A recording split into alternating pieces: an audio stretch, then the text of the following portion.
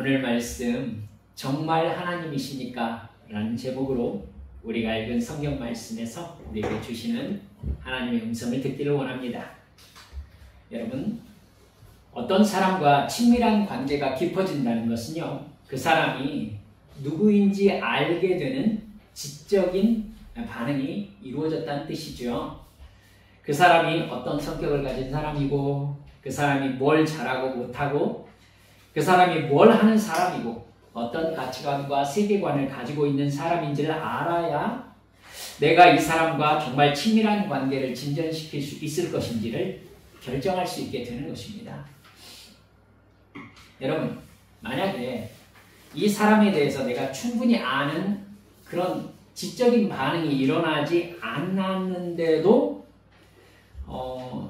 그 사람을 향한 감정적 반응이 막 일어난다면 어떤 결과를 가져오게 될까요? 여러분은 어쩌면 그 부분에서 분명히 실수하신 적이 있으실 겁니다. 사람이 호르몬 과다나 내 욕심이 과하면 어떤 사람을 보고 그 사람에게서 내가 끌린 부분만 바라보게 돼 있어요. 그러면 그 사람이 내 눈에 보이는 그 부분을 내가 과대하게 보는 실수를 저지릅니다. 내가 보고 싶은 것만 보는 것이죠. 정확하게 말하면 내 눈에 보이는 것만 본 것입니다. 내 눈에 보인 것만 보고 그 사람에 대한 파악이 끝났다고 성급하게 결정하고 그 사람과 감정적 호감이 막 진전되면 여러분, 경솔하거나 주의 깊지 못한 실수입니다. 그런 상태로 여러분 서로에게 좋은 감정이 더해가고 친밀함이 더해가면 어떤 상황이 펼쳐지나요? 착각 상태에서 감정을 품은 것이 되죠. 실제 그가 아닌 사람을 내가 상상한 채 그를 좋아한 것이 되는 것입니다. 시간이 지날수록 그 사람을 만날수록 우리는 알게 되겠죠. 내가 상상했던 그 사람이 아니네. 경험이 쌓일수록 내가 맨 처음에 알았던 그 사람이 아니네 생각하게 됩니다. 사실은 그 말이 잘못된 것이죠. 원래 그런 사람이었어요.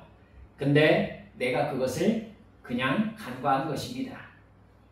내가 바라는 것이 있는 그의 모습에 흥분해가지고 내 감정을 컨트롤할 만한 마음의 여유나 침착함이 나에게 부족했던 겁니다. 만약 서로의 서로됨을 정확하게 알지 못한 채, 제가 청년부를 오래 가르쳤거든요. 결혼을 하는데도 있습니다. 여러분, 서로의 서로됨을 제대로 알지 못한 채 그저 생기는 감정적 호감만으로 결혼을 하고 출산을 하게 되면 상당히 힘든 조정 과정을 거쳐야 됩니다. 서로의 서로됨에 대한 신뢰를 바탕으로 결혼 생활이 이루어지고 아이를 키워야 안정감이 더해지지 않습니까? 그런데 시간이 지날수록 이제야 그 사람의 진짜 모습을 알겠는 거예요. 여러분, 그러면 이제 내 마음속에 고민이 막 생겨납니다. 혼란이 생겨나죠. 결국 그 상태에서 어떤 커플들은 우리는 결국 맞지 않는다라는 결론을 내리는 커플들도 있습니다. 우리가 맞지 않는다는 결론을 내리면 서로 헤어지는데 아주 힘든 과정을 거치게 됩니다. 그때 내가 참 어리석었다는 생각을 하게 되지요. 따라서 어떤 대상을 정확하게 알지 못한 채 내 감정을 표현하는 것은요, 여러분, 첫눈에 반한 로맨틱한 게 아닙니다. 어리석은 거예요. 그것이야말로 여러분 상당히 오랜 기간 고통스러운 대가를 치를 가능성이 생겨버린 겁니다. 오래 두고 보면서 나와 맞는 사람이 확인될 때까지 내 감정을 컨트롤하고 절제할 수 있어야 됩니다. 내가 좋아하는 사람이 내가 생각한 그 사람이 맞는가? 내가 생각하고 있는 그 사람과 실제 그 사람이 맞는가? 비교하고 진짜 맞는다고 확인될 때까지 서로 감정적으로 깊어지는 것을 컨트롤해야 됩니다. 이제 그것이 얼마나 중요한 것인지 모두 다 아시는 분들이 이 자리에 앉아 계실 줄 믿습니다. 그것 때문에 틀림없이 실수하셨을 테니까요. 여러분, 근데요, 그런 착각이 신앙생활에서도 일어납니다. 여러분, 제가 언젠가 나이가 어렸을 때 어떤 큰 교회에 부흥회를 한다고 해서 참석한 적이 있었습니다. 아주 잘 알려진 유명한 강사였습니다. 그날 하필 그 날이 이렇게 겹쳤나 봐요. 헌금에 대해서 강사님이 설교를 하셨습니다. 근데 그 강사님은 적어도 제가 듣기에는 말도 안 되는 저주와 협박을 하시면서 헌금을 하셔야 된다고 이렇게 성도들을 막 윽박지르시는 거예요. 하나님이 헌금을 해야 복을 주신다 이러시면서 듣는 분들이 굉장히 막 마음에 괴로운 말씀을 하시더라고요. 급기야는요, 이제 하나님 앞에 결단하라고 하면서 금액을 부르시면서 헌금을 작정시키기 시작하셨어요. 높임말도 안 쓰시더라고요. 500만 원 일어나! 이렇게 하셔서 순식간에 많은 사람들이 모였는데 침묵이 쫙 흘렀어요. 그러자 어떤 여자 교인께서 울면서 손을 들고 이렇게 일어나셨어요. 한 사람밖에 없어? 이러니까 축복을 못 받지? 그러니까 또 한 분께서 울면서 손을 들고 또 일어나셨어요. 그렇게 400만 원, 300만 원, 200만 원 이렇게 내려왔어요. 상당히 많으신 분들이 손을 들고 일어나서 우셨어요. 저는 그때 2층에 앉아 있었어요. 갑자기 강사님이 저 있는 2층을 딱 쳐다보시면서 2층에는 없어! 내가 집회를 다녀보면 2층에는 은혜가 임할 데가 없어! 막 소리를 지르시는 거예요. 제가 벌떡 일어났죠. 강사님이 오! 저는 그대로 일어나서 바깥으로 나왔습니다. 여러분께 여쭤봅시다. 그런 상황에서 마음에 감동을 받아서 눈물을 흘린다면 적어도 그 사람은 앞에서 강사님이 말씀하시는 그 말씀의 진위 여부, 저 말이 사실이구나 라는 진위 여부나 최소한 이 강사님에 대한 신뢰성에 대해서 나름대로 판단이 이루어졌다는 뜻이잖아요. 그러니까 눈물을 흘리고 감동을 받으시는 거죠. 여러분, 황금 상황이 좀 이렇게 말씀드리기 거북하시면 어떤 찬양을 부른다고 해보십시다. 제가 올해 찬양 인도자를 하지 않았습니까? 어떤 찬양을 부르다가 눈물이 흘렀습니다. 지금 6월달 한국 CCM 1위 곡이 혼자 걷지 않을 거예요 라는 곡입니다. 예, 임영웅의 노래와 함께 차트에 올라와 있을 정도로 가요에도 올라와 있는 그런 찬양이라고 하는 곡입니다. 가사가 이렇습니다.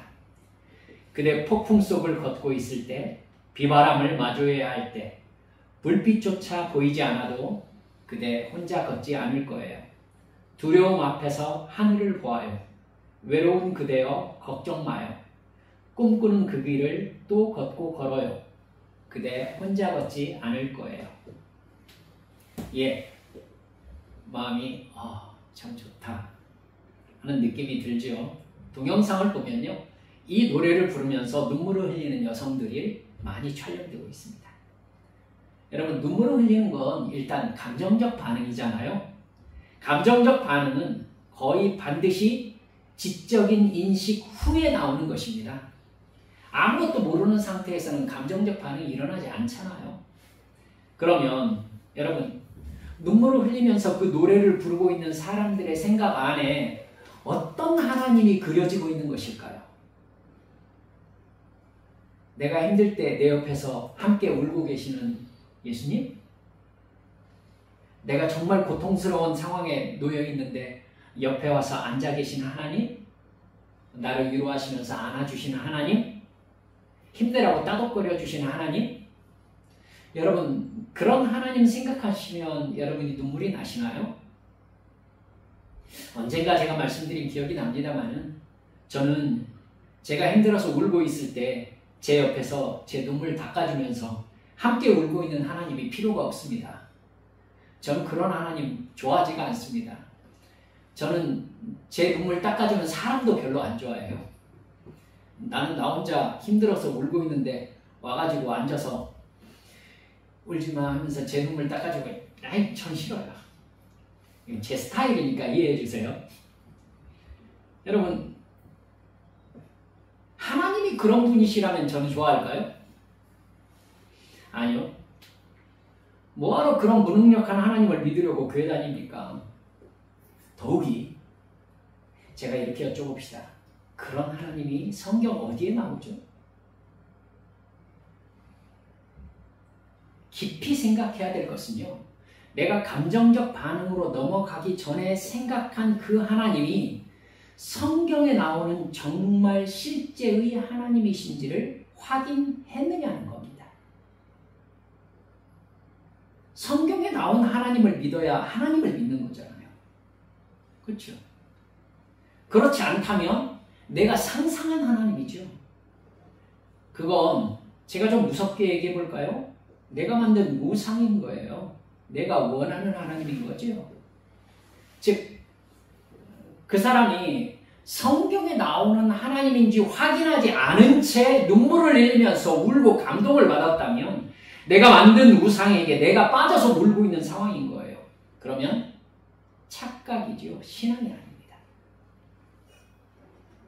여러분, 똑같이 말씀을 들으면서 눈물을 흘릴 때도 있어요. 그 사람은 자기에게 지금 말씀을 전달하고 있는 그 전달받은 내용에 대해서 지적인 파악이 끝난 겁니다. 말하는 사람에 대한 의구심이 있거나 말하는 내용에 대한 지적인 정리가 이루어지지 않은 상태라면 감정적 반응은 일어나지 않습니다. 하나님에 대한 감정적 반응이 일어난다면 자기가 생각하는 하나님이 어떤 분인지에 대한 지적인 정리가 마무리된 상태라고 볼 수 있는 겁니다. 문제는 거기에 있습니다. 여러분, 그 사람이 하나님에 대한 지적인 인식이 맞춰진 채 감정적 반응으로 넘어갔는데 그 사람이 마친 하나님에 대한 지적인 정리가 성경에 나오는 그 하나님이 맞냐는 겁니다. 저는 부흥회 인도하시던 그 강사님이 헌금을 가지고 성경의 하나님이 아닌 이야기로 사람을 협박했다가 설득했다가 웃겼다가 하는 모습을 보고 이건 성경에서 말씀하시는 하나님이 아니다 라는 생각을 했기 때문에 일어나서 나왔던 겁니다. 만약 성경에 나오지 않는 하나님인데 내가 바라는 하나님이라고 생각하고 감정적 반응이 일어나고, 더 나아가 여러분, 감정적 반응이 일어나면 어떻게 합니까? 손을 들고 일어나가지고 500만 원 손을 드는 거예요. 여러분, 그렇게 행동했다면 그 사람 시간이 지날수록 혼란에 빠질 가능성 상당히 높지요. 분명히 강사님은 하나님께서 복을 받고 형통하게 해주실 거야 라고 하셨거든요. 근데 그 양반 나중에 힘든 상황에서 내가 헌금 500 했는데 왜 이럴 때 이렇게 해주지 않으실까? 고민되겠지요. 분명히 그때 500 내고 엄청난 축복을 받았는데 왜 나한테 이런 힘든 일이 일어나는가? 혼란스러울 것입니다. 그 혼란스러운 상황을 해결하기 위해서 내가 생각한 하나님을 하나님이라고 말해주는 종교 지도자를 찾아간다면 여러분, 그 사람이 이단인 거예요. 그러니까 한국 기독교가 이렇게 어리석어진 것입니다. 내가 원하는 하나님이 아니라 성경이 말하는 하나님을 믿어야 합니다. 내가 원하는 하나님을 만나는 게 아니라 성경이 말하는 하나님을 만나야 되는 것이죠. 그리고 여러분, 단호히 여러분 앞에 말씀드릴 수 있는 것은 내가 바라는 대로 움직이는 것이, 하나님께서 내가 바라는 대로 응답해 주는 것이 기독교가 아니라 내가 하나님의 뜻대로 변화되는 것이 기독교입니다. 이 사실을 믿으셔야 구원받은 사람입니다. 여러분, 하나님이 내 소원을 들어주는 것이 진짜 성경의 말씀이 아니라 내가 하나님의 뜻에 맞게 변화되는 것이 거듭남의 실체인 거예요. 내가 바라는 하나님 이미지인지 성경이 말하는 하나님인지를 그럼 어떻게 구분할 수 있을까요? 아주 간단하게 알 수 있습니다. 이게 성경은 창세기부터 계시록까지 그 이야기를 하고 있는데 우리가 그걸 안 보려고 하거든요. 내가 바라는 하나님 이미지는 어떤 하나님이냐면요. 여러분, 상황을 내가 바라는 대로 바꿔주는 하나님입니다. 내 소원을 이루어주는 하나님이죠. 간단합니다. 모든 종교가 그런 신을 바랍니다. 그런 하나님 이미지를 가지고 교회에 나오는 사람들에게 사탄은요, 치명적인 독약을 탑니다. 그 독약이 뭐냐면요, 전혀 죄를 말하지 않는다는 겁니다. 죄를. 여러분의 감성을 건드리는 찬양? 아니, 제가 이렇게 얘기해보죠. 교회 노래를 주의 깊게 살펴보십시오. 여러분 마음에 감동이 드는 어떤 교회 노래? 절대 죄 이야기를 하지 않습니다. 절대 회개하라고 하지 않습니다. 하나님의 죄에 대한 진노와 심판, 그리고 그 형벌에서 나를 구원하신 십자가 이야기를 절대 하지 않습니다. 여러분, 사실 창세기부터 계시록까지 성경은 그 이야기로 가득한데 말입니다. 창세기 3장에서 무슨 일이 벌어집니까? 여러분, 너무 불편한 상황이 발생해요. 가인이 자기 동생 아벨을 살인하는 일이 벌어집니다. 꼭 이렇게 기분 나쁜 이야기가 창세기 시작하자마자 시작되어야 되나요? 왜요? 하나님은 우리에게 죄 이야기를 하고 싶기 때문입니다. 여러분, 창세기 1장, 2장 시작하자마자 그 환상적인 에덴 동산을 만들자마자 거기에서 행복을 얼마나 누렸는지 우리가 짐작하기도 전에 무슨 일이 벌어집니까? 선악과를 따먹고 하나님께서 아담과 하와에게 정령 죽으리라는 저주가 실행되는 장면이 나옵니다. 여러분, 성경은 창세기부터 계시록까지 죄와 죄사함과 죄사함의 방법인 십자가와 그 일을 위해서 하나님 아버지께서 얼마나 애를 쓰시고 예수 그리스도의 십자가 대속의 죽음에 이르기까지 하나님께서 얼마나 사람들을 하나님 앞으로 불러 모시는지가 아주 처절하게 드러나 있는 책이 바로 성경책입니다. 그런데 우리는 죄 이야기에 절대 귀 기울이지 않습니다. 죄 이야기를 하는 목사님들 싫어합니다. 여러분 축복받으실 겁니다. 하나님이 형통하게 해주실 겁니다. 여러분 건강하게 해주실 겁니다. 여러분 자녀가 잘 될 것입니다 하면은 두 손 들고 아멘 해보세요. 다 두 손 들고 아멘 하실걸요. 저도 옛날에 거기에 앉아서 두 손 들고 아멘 했던 사람입니다. 사랑하는 여러분들, 우리가 즐겨 불렀던 찬송 가운데 내 모습 이대로 사랑하시네 찬양이 있습니다. 여러분, 저는 이 노래들, 찬양들이 다 잘못됐다고 얘기하고 싶은 게 아니에요. 거기에 사탄이 교묘하게 파놓은 함정을 인식하라는 겁니다. 내 모습 이대로, 여러분 하나님이 사랑하는 거 맞습니다. 하지만 그 노래가 그리고 있는 하나님의 모습은 10%만 맞습니다. 하나님은 나를 있는 모습 그대로 받으시고 사랑하는 거 맞아요. 그러나 여러분, 그 후에 하나님은 절대 나를 있는 모습 그대로 두지 않으십니다. 그걸 그 다음으로 얘기를 해야죠. 그 다음으로 깨달으셔야죠. 하나님은 반드시 나를 변화시키십니다. 반드시 나에게 성령님을 보내주셔서 내가 죄인임을 깨닫게 하십니다. 그리고 하나님의 자녀로 회개하게 하시고 변화시키십니다. 여기에서 반드시 나의 생각은 하나님의 본래 의도와 충돌하게 되어 있어요. 그 과정이 이렇습니다. 여러분, 기억을 한번 더듬어 보실래요? 나는 내가 생각하는 나를 지키기 위해서, 또 지금의 나를 좀 더 부유하고 좀 더 잘 살고 좀 더 재미있고 행복하게 살기 위해서 종교를 가지고 싶어하고 교회로 나올 가능성이 큽니다. 그도 그럴 것이지. 전도하는 사람들 예수 믿고 복 받으세요라고 전도하거든요. 그 복 받으려고 교회 오는 겁니다. 여러분, 그러나 하나님 앞에 그 모습, 나의 모습 그대로 나아간 나는 하나님 앞에 딱 서면은 하나님이 나에게 뭐라고 합니까? 너는 죄인이다 라고 말씀하세요. 너는 죄인이다. 이건 내가 생각하는 거하고 완전히 다르죠. 넌 죄인이다. 여러분, 구원받지 못한 채, 정말 하나님이 나의 주인이 되지 못한 채, 즉 거듭나거나 변화되지 못한 채 하나님 앞에 있는 사람은 본질적으로 성경에 뭐라고 합니까? 하나님과 원수입니다. 하나님에게 적개심을 품고 있는 것이 인간 본래의 본성입니다. 하나님의 심판의 대상이에요. 그런 인간을 하나님께서 구원해 주시기 위해서는 내가 지옥불에 떨어져야 될 죄인임을 깨닫게 해주셔야 됩니다.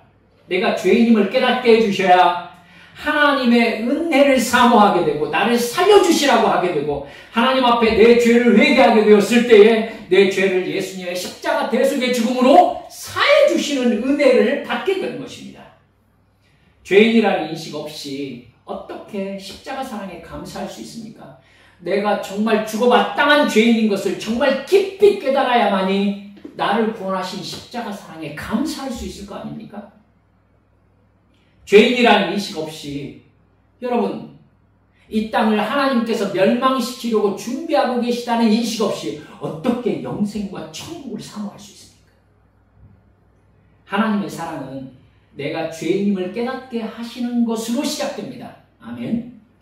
여러분, 내가 죄인임을 진정으로 깨달았다는 것이 하나님의 사랑이에요. 우리에게 예수를 믿게 하시면서 죄와 사망의 법 아래서 내 이익과 만족을 위해 죄를 짓고 살던 옛사람이 예수님과 함께 십자가에서 죽어버렸다. 이 사실을 나에게 깨닫게 하시는 성령 충만의 역사, 이게 바로 하나님의 사랑인 것입니다. 그리고 예수님의 부활과 함께 이제 나도 하나님의 자녀라는 새 생명으로 부활했다는 것을 정말 인식하게 하시는 것입니다. 그걸 사실 그대로 믿는 사람이 구원받은 사람이에요. 여러분, 그렇게 구원받은 사람은 이전에 하나님의 말씀을 생각하면 너무 부담스럽고 어떻게 그렇게 사냐, 말씀대로만 살 수 있냐 이렇게 생각하는 사람이 여러분 죄를 미워하는 마음으로 바뀝니다. 시시때때로 죄와 싸우면서 거룩과 정결을 유지하려고 최선을 다하는 사람으로 변화되는 것입니다. 여러분, 처음에 이런 하나님의 사랑을 받았을 때 우리는 정말 성령 충만할 때에는 맨 처음 교회에 나가서 그 은혜를 받았을 때에는 눈물을 흘리며 감사하며 나를 천국 백성 삼아주신 은혜에 찬양하며 예배에 참석하게 되어 있습니다. 여러분, 십자가 죽음과 부활에 대한 강한 사랑과 사모함을 품게 됩니다. 예수님과 하나 되고 싶은 강한 영적 욕구가 생겨납니다. 이게 정말 내 영혼을 구원하신 하나님의 사랑이라고 깨닫습니다. 성령 충만할 때에는 그게 여러분 하나님의 큰 사랑으로 느껴지는 것이죠. 내가 죄인이라는 걸 예배 시간마다 느끼면서 회개하고 나를 용서해 주신 그 사랑에 감사하고 주님께서 네 옛사람은 죽어야 된다 할 때 우리는 눈물을 흘리면서 예 그렇습니다 라고 주님 앞에 회개합니다. 그러나 여러분 경험하셨죠? 그 시기가 지나갑니다. 그 때가 지나가요. 그 첫사랑의 시기가 지나갑니다. 그러면 여러분 첫사랑의 열정이 사그라들어요. 아니 영혼으로만 사는 게 아니라 육체로도 이 세상에 살고 있는데 영으로만 살려면 어떻게 사느냐라는 반발이 일어나게 되어 있어요. 하나님의 사랑을 알고는 있는데 그 사랑에 붙잡혀서만은 이 세상에서 살아갈 수가 없다는 생각이 들죠. 하나님의 말씀에 순종하려고 마음먹어 보십시오. 이제 인간관계에서 되게 힘들구나 라는 생각을 하시게 됩니다. 너무 불편해지는 거죠. 구원해 주셨으면 차라리 천국으로 옮겨주시든지 아니면 이 세상에서 행복하게 살 수 있는 돈과 권력과 능력을 주시든지 이런 생각이 듭니다.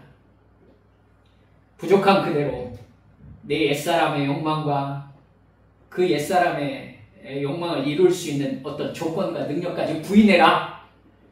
어떻게 살라는 거죠? 여러분, 이 단계가 여러분 당연해요. 예수 믿고 진짜 하나님의 말씀대로 살아가려고 하면요, 내 마음속에 갈등이 되게 많이 들게 되어 있어요. 육체적 반발이 일어납니다. 그리고는 여러분, 내가 맨 처음 은혜 받을 때가 다시 되살아나요. 어떤 청년은 저에게 이렇게 얘기하더라고요. 그때 제가 미쳤죠. 여러분 그런 생각 안 하셨습니까? 그때 내가 미쳤지? 아니, 어떻게 살라는 거지? 여러분, 그 고민 속에서 청년들이 잘하는 결정이 있어요. 여러분 압니까? 신학을 하겠다고 합니다. 신학을 하겠다. 여러분, 신학을 하면은 고민이 없어질 것 같거든요. 교회에서 살고 막 기도하면서 살고 막 은혜 받으면서 살고 이럴 것 같으니까. 하지만 사모들은 알 거예요. 그것이 얼마나 무모한 결정인지.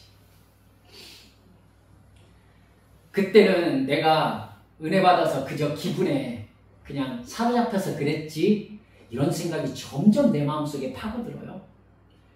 그 단계를 여러분 성령 충만으로 뚫어내지 않으면 반드시 사울왕의 길과 가룟 유다의 길을 가게 되어 있습니다. 신앙과 믿음을 점점 멀리하면서 포기해요. 그렇게는 못 살겠구나. 처음 하나님의 사랑을 느꼈을 때 감정적 반응을 보이면서 관계를 맺었던 하나님에 대한 이미지가 얼마나 자기중심적이고 육체적이고 세상적인 이미지였는지를 여러분 철저하게 점검해야 됩니다. 거듭난다는 것은요, 내가 생각해왔던 나중심적인 하나님 이미지가 깨진다는 거예요. 내 생각과 가치관과 세계관이 무너진다는 거예요. 여러분이 어쩌면 경험하셨으면 저는 축하해드리고 싶습니다. 그렇게 하나님을 믿고 사랑한다고 교회 다니다가 힘들다. 말씀대로만은 못 살겠다. 이제 어떻게 살라는 말이지? 이런 생각에 부딪히셨다면 제대로 한 겁니다. 그 상황에 도착해야 돼요. 근데 그 상황에 도착했을 때 두 가지 방향이 나타나요. 어떤 사람은 더 열심히 기도하면서 예배하면서 주의 깨달음 안으로 들어가요. 하나하나 하나님 이럴 때는 어떻게 해요? 라고 물어봐요. 그리고 감동되는 대로 순종해요. 이렇게 믿음의 생활이 지속되는 사람이 있는가 하면 어떤 사람은요, 이렇게는 안 되겠구나 라고 놓아요. 하나님은 들으세요. 꿈을 이루어주시는 분이 아니라 맨 먼저 내 꿈을 제거하시는 일부터 하십니다. 아멘. 이걸 받아들이세요. 하나님은 내 꿈을 이루어주시는 신이 아니시고 맨 처음에 내가 품었던 꿈을 제거하시는 일부터 해요. 그리고 그 꿈을 누구의 꿈으로 채우세요? 하나님의 꿈으로 바꾸세요. 그리고 그 꿈을 내 꿈으로 받아들이고 내가 하나님 앞에 주여 그 일에 나를 써주시옵소서 라고 나아갈 때에 하나님이 그 꿈을 이루어 주시는 거예요. 이게 거듭난 사람의 삶이에요. 오늘 기도원을 보면 확실하게 알 수 있습니다. 여러분이 잘 아는 이야기죠? 아마 100번도 넘게 들었었던 분 많을 겁니다. 하나님은 기도원을 하나님의 사명자로 선택하고는요, 기도원을 강하게 하신 것이 아니라 오히려 약하게 하십니다. 여러분, 기도원과 300용사 여러분 들으셨죠? 하나님은 여러분 300명만 남기시고요, 모든 사람을 다 돌려보내라고 하셨습니다. 어쩌란 말이죠? 완전히 하나님만 의지하고 하나님께 구원받으라는 것입니다. 목적은 적을 물리치는 것이 아니라 하나님의 구원을 경험하라는 것이에요. 그 말씀에 순종하기 위해서 여러분 기드온은 상당한 결단을 해야 했습니다. 그게 어떻게 가능할까? 여러분 앞에는요 13만 5천 명이 모여 있었습니다. 그리고 겨우 모인 사람들이 3만 2천 명이었습니다. 근데 하나님께서 돌려보내라 2만 2천 명 돌아갔습니다. 돌려보내라 여러분 300명만 남고 다 돌아갔어요. 하나님께서 다 돌려보내셨어요. 아니 13만 5천 명 앞에서 300명 어쩌라는 거죠? 이게 기드온이 순종하기 정말 큰 믿음의 실험이에요. 하나님께서는 기드온의 무장을 해제하고 계신 거예요. 그때 기드온이 어떻게 합니까? 무장 해제를 당합니다. 당해요. 그리고 온전히 하나님만 의지하기로 결단합니다. 그러자 하나님은 기드온과 300명의 용사들이 나팔과 횃불과 항아리를 여러분 이 세 개 중에 무기가 있습니까? 나팔, 횃불, 항아리 어디에다 쓰죠? 아무짝에도 쓸모없어요. 전쟁에서는. 근데 이 세 가지로 13만 5천 명을 물리치게 하십니다. 여러분 횃불을 들고 항아리를 꿰면서 나팔을 불었을 때 무슨 일이 벌어졌죠? 적들이 자기들끼리 죽이는 일이 벌어졌어요. 자기들끼리. 하나님이 그 생각을 하고 계시는 걸 기드온이 알았을까요? 전혀 못했을 거예요. 그렇죠? 여러분 하나님은 이유가 있으셔서 내 무장을 해제시키는 겁니다. 하나님은 하나님이 하시고 싶은 하나님의 방법이 있기 때문에 하나님의 말씀에 따르라고 하는 겁니다. 근데 우리는 우리가 계산하면서 못하겠다고 하는 거죠. 어떻게 살라고요 하나님? 이러는 겁니다. 하나님이 너는 네 생각을 믿는구나. 너는 나를 믿는 게 아니라 너를 믿는구나. 네 판단을 믿는구나. 여러분 이게 착각이라는 것이죠. 사랑하는 여러분들이요. 그렇게 하나님께 붙잡혀서 이게 하나님의 복입니까? 라고 생각할 만한 상황을 당했던 사람들이 꽤 있습니다. 요셉 감옥에 갇혔습니다. 다윗 여러분 10년 동안 사울에게 쫓겨다녔습니다.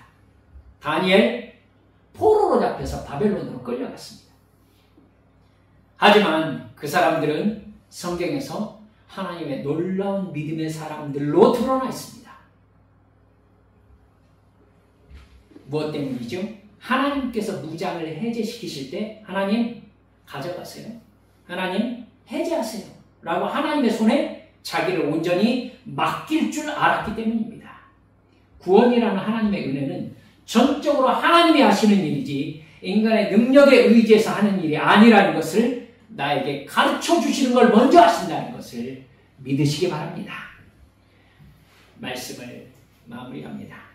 여러분, 그런 믿음을 가진 사람은요, 옛사람을 십자가에 못 박는 성령님의 역사에 외롭다고 힘들다고 질질 짜고 울지 않습니다. 여러분 그럴 것 같았으면 사도 바울이 감옥에서 채찍에 맞고 미움과 저주를 당하면서 이게 뭐냐고 난리를 피웠겠죠. 여러분 아니면 나 혼자 얻는 게 아니라고 하면서 자기를 위로해야 했을까요? 아니에요. 사도 바울은 이렇게 얘기합니다. 내가 나의 약함을 자랑하리라. 나의 약함을 자랑하리라. 내가 약할 때 하나님의 하나님 되심이 나를 통하여 드러나기 때문에. 사랑하는 여러분들, 이렇게 여러분의 마음 정리하십시다. 하나님께서 맨 처음에 나를 만나면 나를 죽이십니다. 여러분, 하나님 손에 맡겨져서 죽으세요. 하나님이 죽여버리시고 끝냅니까? 아니죠. 여러분, 새 생명으로 살리려고 나를 죽이시는 겁니다. 죽지 않으면 살 수가 없어요.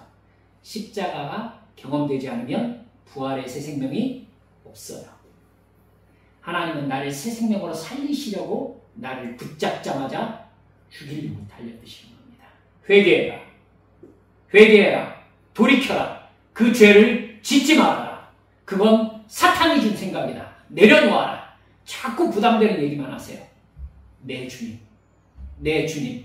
순종할 때 주님의 방법이 그때 모습을 드러내는 것입니다. 그걸 알았기 때문에 기드온은 300명만 남기고 다 보내라고 할 때 예 하고 순종했던 것입니다.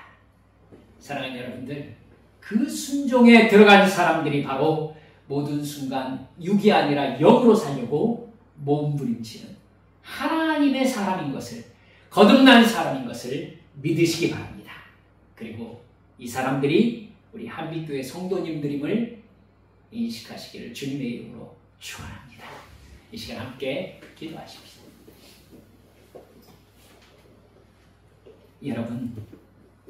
여러분들께 맨 처음 말씀드렸듯이 우리가 하나님께 바라는 것이 무엇입니까? 여러분의 소원 있으시겠죠? 있으시겠죠? 그 소원 간절함 있으실 겁니다. 하지만 그것보다 먼저 주님, 제가 주님을 사랑하고 주님께서 저를 사랑하시는 그 깊은 사랑의 관계 안에 먼저 들어가게 하여 주옵소서. 내가 하나님의 뜻을 깨닫게 하여 주옵소서.